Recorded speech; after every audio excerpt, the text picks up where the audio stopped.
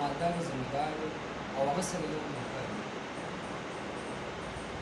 یو زمینداري کوله خو دا نوکر چې کوم دا ډېر زیات چغليخور او ډېر بد اخلاقه او بدتمیزه او د خلکو ترمنځ یې جنګ راوست. نو ډېرو خلکو د مالک ته د نوکر باره کې وویل چې دا نوکر د ځان لرې کړه، دا ډېر فسادي انسان دی، چغليخور دی، بد اخلاقه دی. خو د مالک یې نه منله.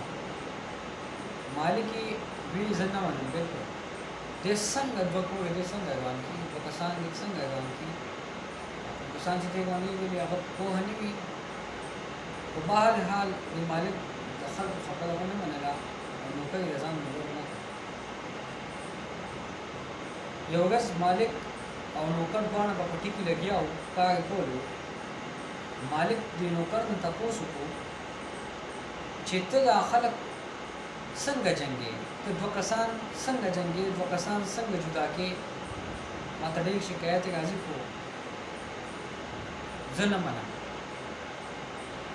نوکر ورته په جواب کې وویل ته به خبر شي خو وخت به تېري.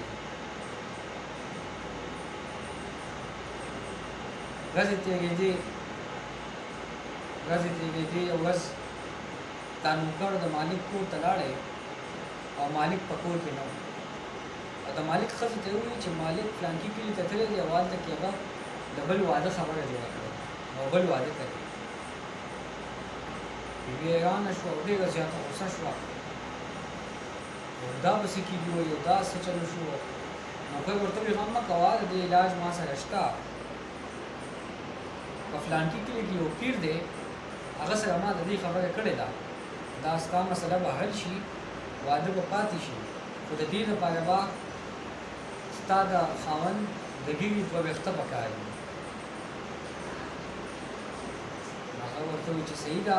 نوکر ورته وویل چې بېګاره چې هغه راشي او وده کېږي نو ته چې کله وده شي د ګیري نه به یې دوه ویښته کټ کړي او هغه به ما له راکړي چې زه سبا پیر ته یوړم دا مسله پرې حل کړم.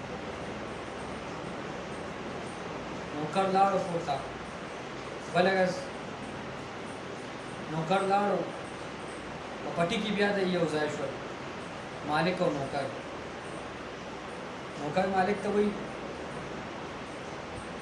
چې یو ډېره خطرناکه خبره ده او خوله مې وړه ده او خبره ډېره غټه ده، کولی یې درته نه شم خو خوږېږم در باندې ځکه یې درته کوم.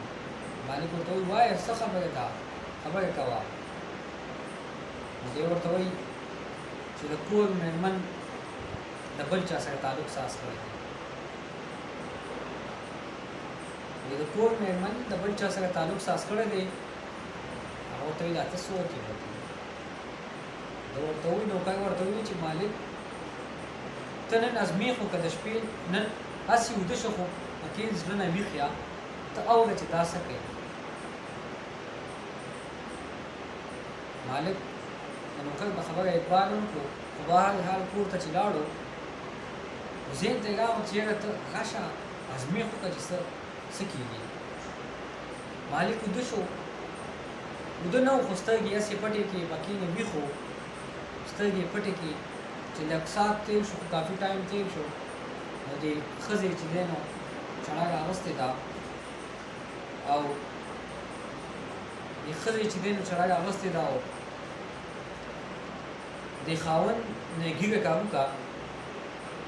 چې ږیره یې ترېنه کابو کړه او دې کې بیا خاوند راپاڅېدو. چې راپاڅېد نو په دې بل لاس کې چړه وه. خاوند چې چړه وکړه د ښځې په لاس کې نو انتهایي غوسه شو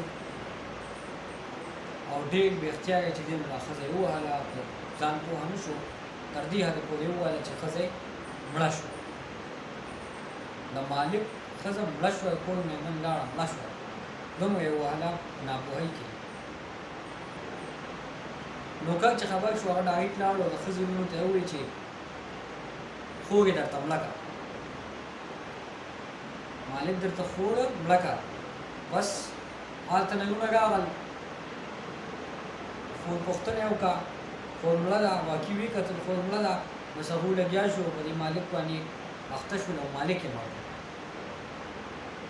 د ښځې ونه لګیا شول بل اوښې د خور خاوند یې مړ کړو ولې چې د دوی خور یې مړه کړه دواړه مړه شول نوکر بیا څه وکړل نوکر لاړ و د دې مالک قام ته یې وویل چې د فلانکي قام راغلی دی او ستاسو کس او زما مالک یې مړ دا کام د سړي او د مالک کام راوچت شو او هغه بل کام سره په جنګ شو چې تاسو زموږ کس څنګه مړ دې کې د قامونو خپله کې جنګ ولګېدو او ورسره د قامونو د کلو جنګ ولګېدو چې په دې کې ډېر غټ نقصان وشو د هغې محلې چې کله میدان سوړ شو او د هغې محلې یو هوښیار بابا هغه دا سوچ وکړو او هغه په ذهن کې دا و او هغه دا پته ولګېده چې دې ټول شرارت دې نوکر کړی دی بس هغه د هغه وخت ټول خلک راغونډ کړل او هغه یې ته وویل چې د نن نه پس به د دې نوکر په خوله باندې موږ اعتبار نه کوو او د ده خبره موږ نه منو نو دا و چې وایي اختیار راځي نو د روغ کلیمان کوي دا مطلب دوستانو پوه چې کوم قدم هم اوچتوئ که ښه وي که بد وي د هغې نه مخکې تحقیق لازم کړئ دا متلونه د هغه وخت نه دغه متل ساز شو چې وایي اختیار راځي نو د روغ کلیمان کوي نو خبره دومره نه وي هغه نوکر پسې چې دی دومره لوی دغه وکړو د دنیا کلي او کارونه پرې وجنګېدل چې کوم کار او کوم قدم هم موږ اوچتوئ کوم اکشن اخلي نو هغې نه بهتر عمل دا دی چې هغې نه مخکې مکمل تحقیق وشي د جلدۍ نه او جذباتو نه بالکل چې دی مقاعد نه اخلي والسلام